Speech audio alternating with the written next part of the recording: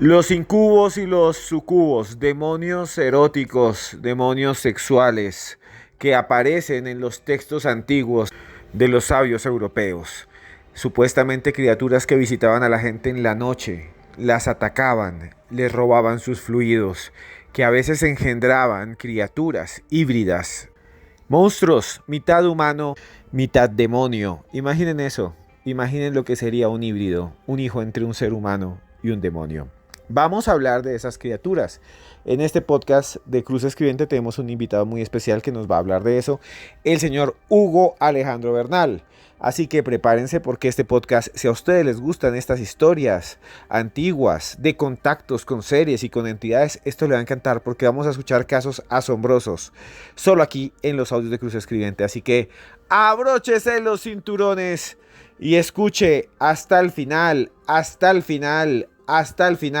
porque esto es los audios de Cruz Escribiente.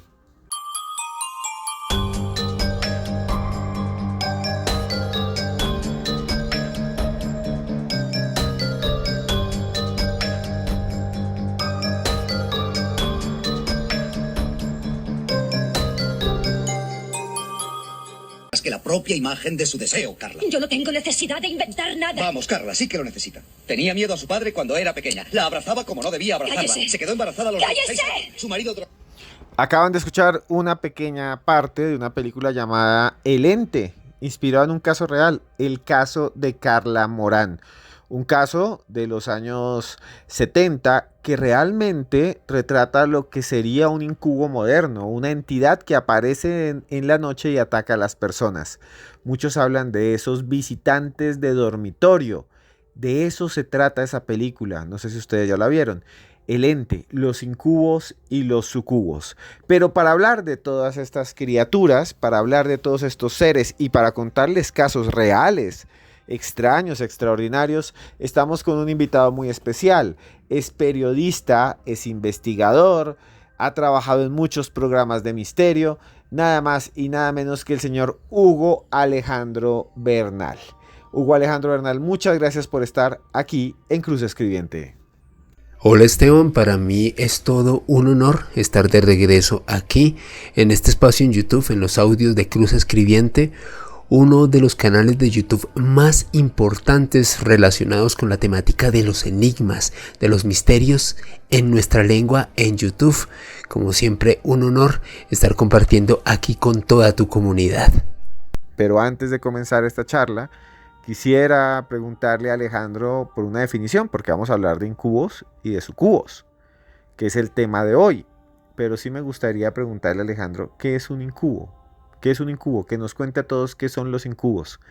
Que nos cuente a todos qué son los sucubos. Alejandro, por favor, nárrenos, cuéntenos, enséñenos, porque el misterio es cultura. De acuerdo a la tradición de la mitología y las creencias europeas de la Edad Media, los incubos eran demonios masculinos que podían posarse encima de mujeres durmientes para poder tener relaciones sexuales con ellas, de acuerdo con una amplia cantidad de referencias y tradiciones de aquella época. No obstante, una de las primeras menciones que se hace respecto a un incubo proviene de Mesopotamia, en una obra que se conoce como la Lista del Rey Sumerio, datada en el año 2400 a.C., donde el padre del héroe Gilgamesh aparece como Lilu. De acuerdo a las leyendas de Mesopotamia, Lilu perturbaba y seducía a las mujeres en su sueño, mientras que Lilitu, un demonio femenino, que en este caso sería un súcubo, se aparecería en los sueños de los hombres para poder absorber su energía divina, su energía sagrada. Dentro de la tradición cristiana, el debate sobre estos demonios comenzó aproximadamente gracias a una obra que abordó este tema, un libro de San Agustín llamado De Civitate, la ciudad de Dios, en donde se hablaba sobre cómo muchos íncubos solían atacar a las mujeres que pernoctaban durante las horas de la madrugada y cómo estos demonios dejaban marcas en los cuerpos de estas féminas. El mismo San Agustín llegó a afirmar que existía un rumor muy generalizado y que muchas mujeres habían confirmado por su propia experiencia haber sido víctimas de estos demonios que entraban durante la penumbra de la noche, poseían con violencia sus cuerpos y dejaban marcas sobre su piel. El mismo Santo Tomás de Aquino llegó a comentar que de hecho tras estos contactos sexuales entre estos demonios y las mujeres no existía la posibilidad de que fuesen concebidos niños debido a la naturaleza demoníaca de estos seres.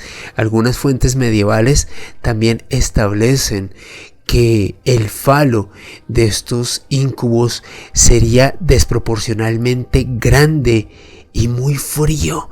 Muchas veces se comparaba con una especie de puñal, algo que haría mucho daño a las mujeres cuando tenía contacto con su sexo. Ahora bien, hay otras interpretaciones de los íncubos que afirman que estos demonios tendrían una naturaleza bisexual y que podrían convertirse en súcubos a voluntad, es decir, que cuando quisieran poseer la esencia divina de un hombre eran capaces de adoptar figura de una mujer muy hermosa y voluptuosa y de esta manera extraer el semen de los hombres a través de un acto repugnante. El rey Jacobo VI de Escocia de hecho llegó a comentar en una disertación que publicó en el año 1597, la Demonologie, en donde establecía que un demonio llevaría a cabo dos métodos para poder impregnar a las mujeres. Un súcubo podría en este caso acudir a dos acciones para poder, en este caso, poseer a una mujer e impregnarla. Uno de estos métodos era robar el esperma de un hombre muerto e inocularlo a una mujer, impregnarlo dentro de ella.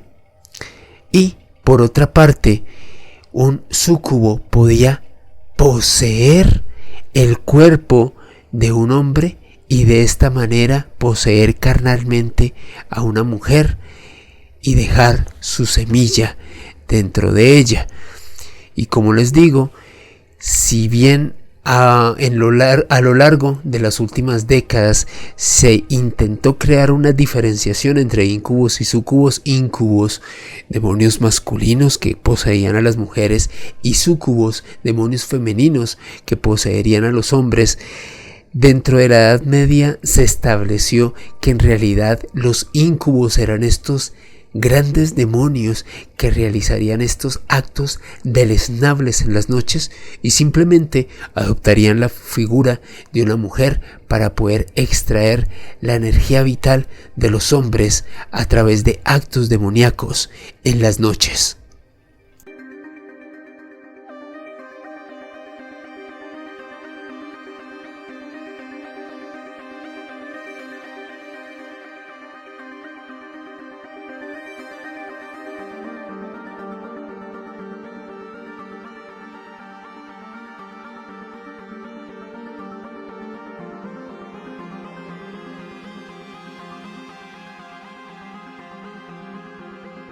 Estantería, algo. La ponemos debajo de la claraboya y subimos. Parece ser que... ¡No, Josh! No puedo. ¡Dios! Tengo que sacarlo. Josh, no. Una escena de una película llamada Incubus, el experimento, una película de terror, ya viejita, ya de hace varios años, que habla de esas criaturas que bien nos ha descrito Alejandro en esta oportunidad. Me gustaría que ustedes, si les ha gustado este tema, comenten aquí abajo qué piensan de los sucubos y qué piensan de los incubos, qué piensan de estas criaturas de la noche, ¿Qué piensan de estas criaturas ligadas a la energía erótica? Y bueno, Alejandro, hay muchas películas. Al comienzo hablamos un poco de Carla Morán. Vamos a hablar más adelante. Pero, ¿qué casos extraños? Y eso sí se los digo, más adelante hablamos de Carla Morán. ¿Qué casos extraños conoces? ¿Qué casos extraños tú conoces de sucubos y de incubos? Antiguos, nuevos y que sean realmente asombrosos.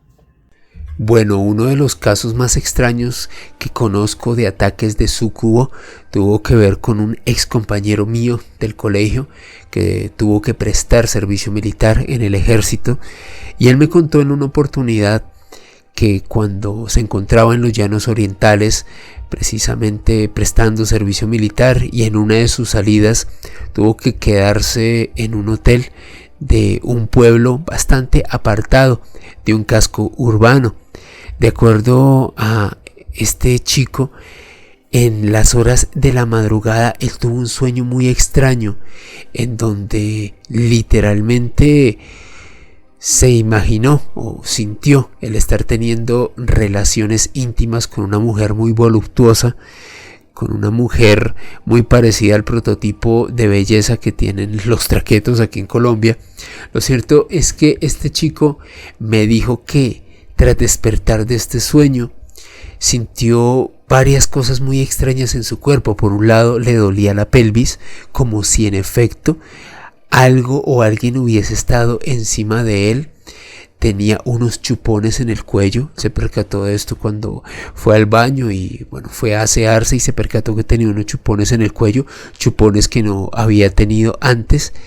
Y lo más extraño de todo esto es que tenía su ropa interior manchada de semen, es decir, este hombre había eyaculado durante su sueño, pero como él mismo me decía, fue una sensación muy vívida, una sensación muy real, tan así que se manifestó en varias oportunidades, no solamente con esta mujer voluptuosa que veía, sino con varias féminas muy hermosas de acuerdo a su gusto, y de acuerdo a él, esta sensación de estar teniendo estos sueños, estas experiencias tan extrañas que le dejaban marcas en su cuerpo, se terminaron cuando se sometió a un proceso de liberación. De acuerdo a él, no solamente se produjeron este tipo de sucesos, sino entró en una mala racha, decidió ir con una persona experta en este tipo de conocimientos, se sometió a una liberación y gracias a este proceso literalmente dejó de tener este tipo de experiencias con algo que tanto él como yo relacionamos con el ataque de un sucubo.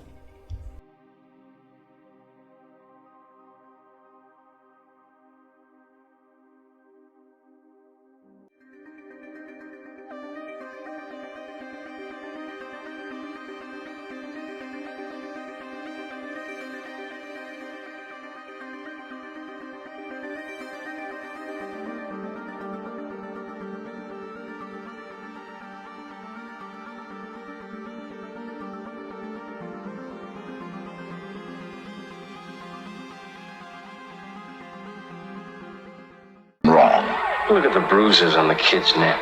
One hell of a large hand. His spine was crushed like a piece of balsa wood. When the sun goes down, something stalks the streets of Galen Village. Una escena, una parte, o mejor, el tráiler de una película de 1982 que se llama El Incubo, que habla de eso, de un ser que ataca en la noche, que acecha a las personas y que finalmente les hace daño. Y si hay un caso extraño es el de Carla Morán.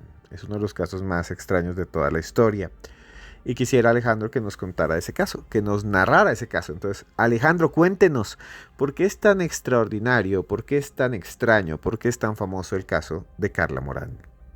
El caso de Carla Morán es sin lugar a dudas uno de los más impactantes y alucinantes respecto a la temática de los incubos. Esta mujer tenía como nombre de pila Doris Bieder, era su nombre real, y era una madre soltera que tenía 4 hijos en el año 1974 y que vivía en Culver City, en los Estados Unidos. Esta mujer llegó a afirmar que en su casa observó manifestaciones de formas humanas luminosas y transparentes, algunos eventos poltergeist. Esta mujer atestiguó haber visto cómo cosas se movían de forma inexplicable en su domicilio, y sobre todo Doris Bitter llegó a comentar que fue atacada y violada por una o por varias entidades invisibles, entidades demoníacas que se apoderaban de su cuerpo en la madrugada. Ella, debido a esta actividad tan anómala, se puso en contacto con una serie de investigadores, Kerry Gaynor y Barry Taff, quienes trabajaban en ese entonces en la Universidad de California para el laboratorio de parapsicología de este importante claustro que estaba dirigido en aquel entonces por Thelma Mouse. Estos investigadores llegaron a investigar y a realizar una serie de entrevistas con Doris Bitter. Realizaron una entrevista preliminar en la casa de esta mujer en Culver City el 22 de agosto de 1974, donde teorizaron que un incubo, un demonio, estaría poseyendo el cuerpo de Doris Bitter en la noche. Un demonio que no solamente abusaba carnalmente de esta mujer, sino que le dejaba marcas físicas. En esta entrevista preliminar, los expertos descubrieron que Doris Bitter sufrió violencia doméstica en su infancia y había abusado de sustancias durante su adolescencia, creando una experiencia realmente traumática para una situación que, de acuerdo a estos expertos, la convertía en una persona vulnerable a una posesión demoníaca. También se percataron que la familia de Doris Bitter ocupaba ilegalmente esta casa y que se encontraba en mal estado. Estos investigadores visitaron la casa de esta mujer durante un periodo de 10 semanas y notaron fenómenos paranormales. Fueron testigos de actividad poltergeist, objetos que caían solos de los estantes.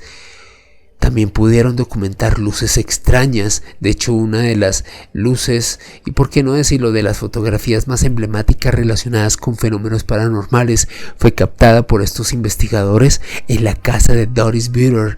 También notaron extraños olores y zonas frías en la casa, cambios súbitos de temperatura y otra serie de anomalías. Se tomaron unas fotografías al respecto y un análisis de estas imágenes atribuyó el resultado de algunas de estas extrañas luces a errores fotográficos.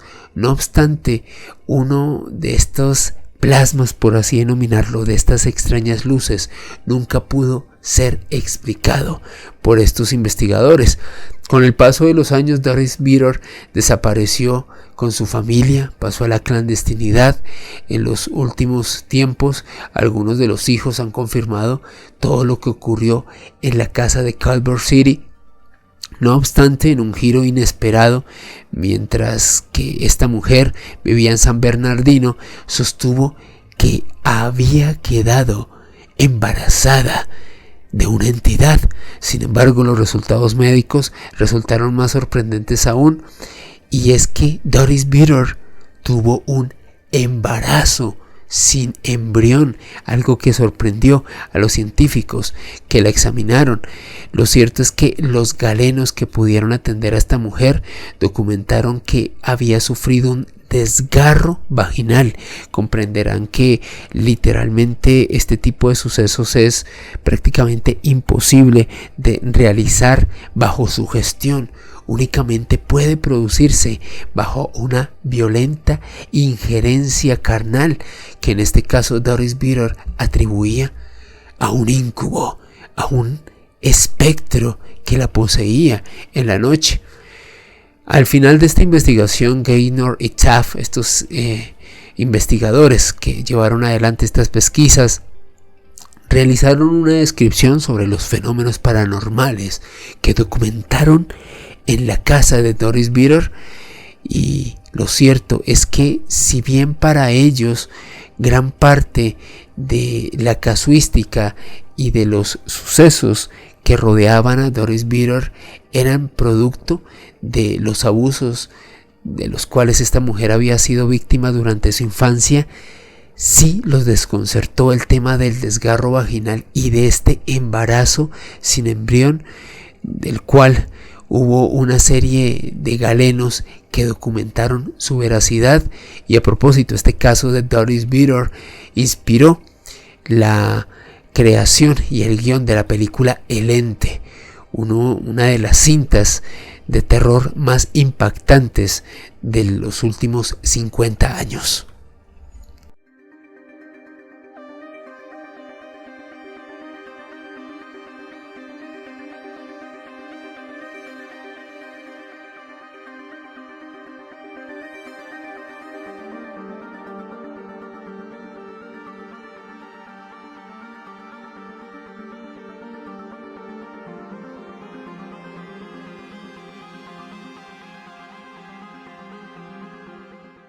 Hemos hablado de muchos casos aquí en Cruz Escribiente, hemos escuchado muchas historias, gracias a Alejandro, un gran investigador, pero me quedan muchas preguntas por hacer. Ya se nos va acabando el tiempo.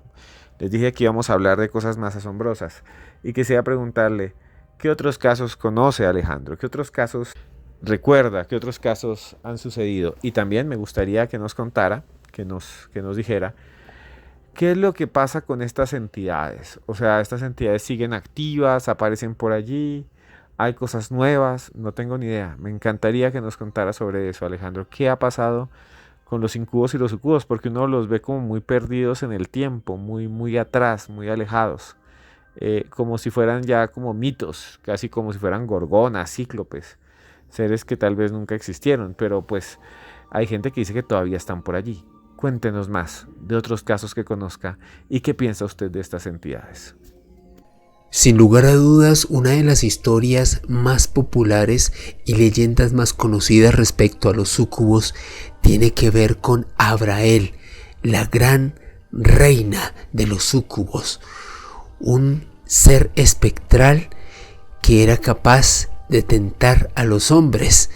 De acuerdo a la documentación, uno de los primeros hombres que pudo datar la existencia de este súcubo fue Nicolas Remy, a través de su libro Demonolatría del año 1581, y en él Remy decía que Azrael era un demonio de formas femeninas muy voluptuosas que era capaz de hacer caer en la tentación a los hombres que la veían, y ubicaba una historia muy llamativa, muy intrigante, ocurrida en el siglo XVI, como el origen de Azrael, esta reina de los súcubos. Y es que, de acuerdo a Nicolas Remy, en el pueblo del Valle de Mosela, en Francia, vivía un hombre junto a su único hijo, y en una noche apareció en su dormitorio Azrael, seduciendo a este campesino, y le pidió como condición para poder acceder a su cuerpo el que terminara con la vida de su hijo. Es decir, que tenía que ultimar, asesinar a su propio hijo para poder disfrutar de las impresionantes curvas de esta mujer. Este hombre le hizo caso, terminó matando a su propio hijo y acabó teniendo una noche de absoluta lujuria con Azrael. No obstante, cuando amaneció, este hombre se percató del crimen tan terrible que había cometido y le rogó a Azrael que por favor resucitara a su hijo, prometiendo que la iba a adorar eternamente y que le iba a hacer una serie de sacrificios si ella le permitía regresar a la vida a su hijo. En efecto, este chico resucitó, pero nunca pudo ser el mismo.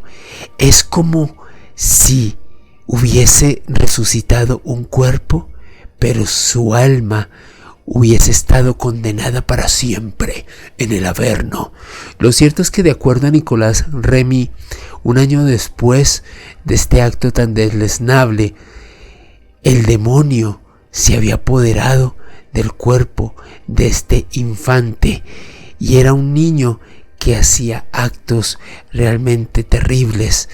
Profería blasfemias contra la iglesia, solía poner crucifijos invertidos y hablar con voces extrañas, adorar a las sombras y tener un comportamiento absolutamente errático.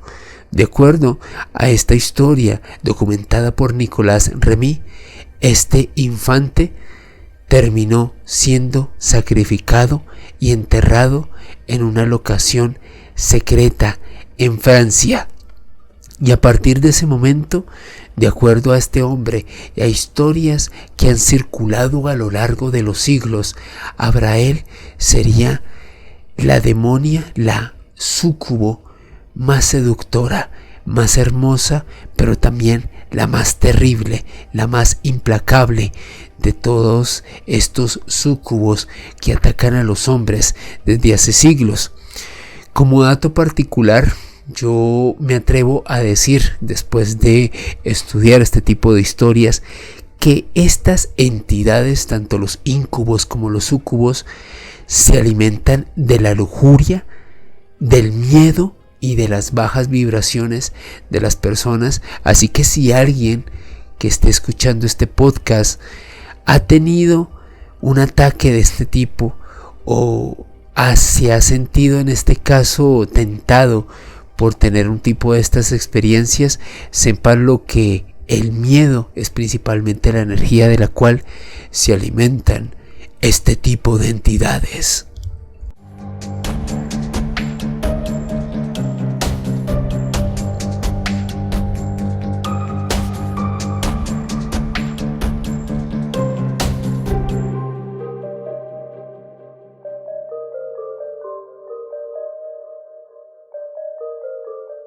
Bueno, Alejandro, muchas gracias por estar aquí en Cruz Escribiente. Para mí es un placer siempre que usted esté aquí. Gracias por volver después de tanto tiempo. Y para usted solo cariño, solo amor.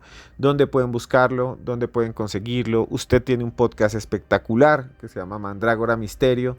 También tiene presentaciones. ¿Cómo pueden encontrarlo? ¿Cómo pueden buscarlo? Muchas gracias por estar aquí, señor Hugo Alejandro Bernal.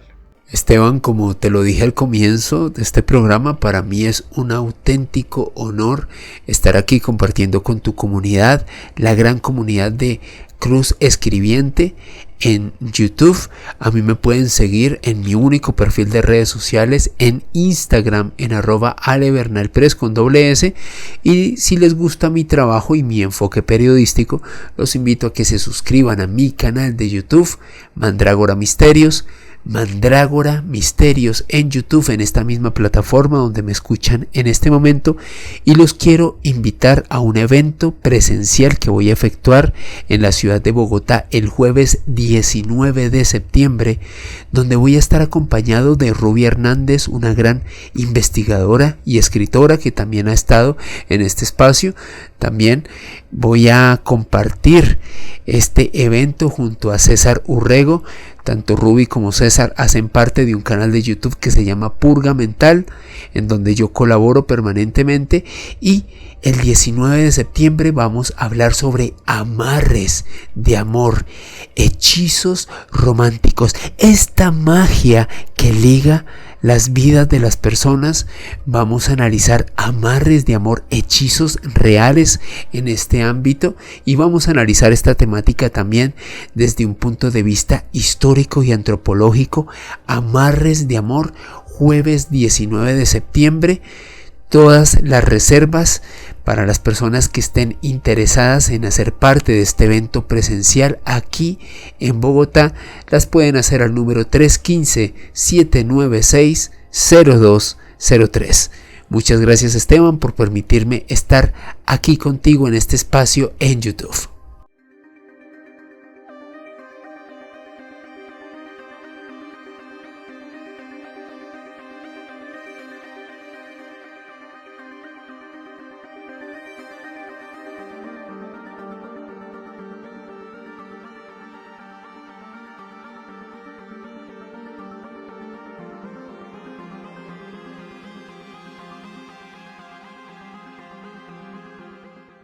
Y llegamos al final de este otro capítulo de Cruz Escribiente, hablando de los incubos y de los sucubos.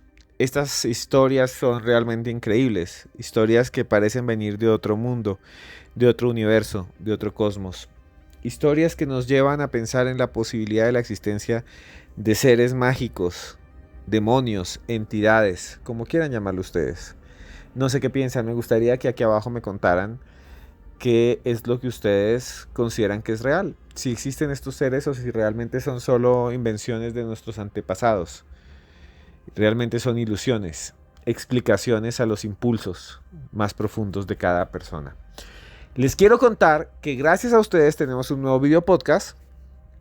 Ahí pueden verme, se llama Historias Paranormales. Escriban Historias Paranormales con Esteban Cruz y tenemos varios capítulos ya. Y hay uno que me gusta mucho, es un poco largo para los que les guste los temas de los antiguos astronautas y tiene que ver nada más y nada menos que con el libro de Enoch, aquel libro misterioso que hablaba de la existencia de los Nephilim, esos hijos entre los vigilantes, ángeles del universo y las mujeres humanas. Ese libro que habla de un juicio, del fin de los tiempos. Ese libro que habla de la existencia de otros mundos poblados en el universo. Dice el texto que se ven llamas, carros de fuego que se mueven como si fueran ovnis. Ese video podcast lo encuentran, coloquen Historias Paranormales con Esteban Cruz Enoch o busquen libro de Enoch, Historias Paranormales con Esteban Cruz y ahí verán al imán Julián Zapata hablando de ello. Quiero ponerles dos extractos cortos, dos extractos del video podcast para que vayan allá y lo escuchen. Escuchen ustedes lo que dice el maestro Julián Zapata del libro de Enoch. ¿Por qué es importante Enoch? Porque nos describe episodios que nunca la historia ha mencionado. Hicieron un pacto estos vigilantes, estos ángeles venidos de los cielos, y donde acuerdan, por insinuación de algunos de ellos, que es mejor cruzarse con las mujeres de la tierra. Y surgieron unos gigantes que se salen de control. Hay un juicio de final, es fuerte. Pienso que lo que Enoch nos plantea ahí es el contacto con seres de otros mundos que vienen. Enoch es un personaje, un maestro espiritual, pues que conocía y venía de las estrellas y venía de un mundo mucho más avanzado. Ese es un abrebocas de ese capítulo que acabamos de subir sobre el libro de Enoch en el canal de Historias Paranormales con Esteban Cruz, y ahí me pueden ver la cara, me pueden ver el rostro. Si ya lo han visto, por favor coméntenme aquí abajo qué tal les ha parecido, si les ha gustado, si les ha parecido chévere, lo pueden hacer aquí, me encantaría. Y bueno, no, muchas gracias por estar aquí en Cruz Escribiente.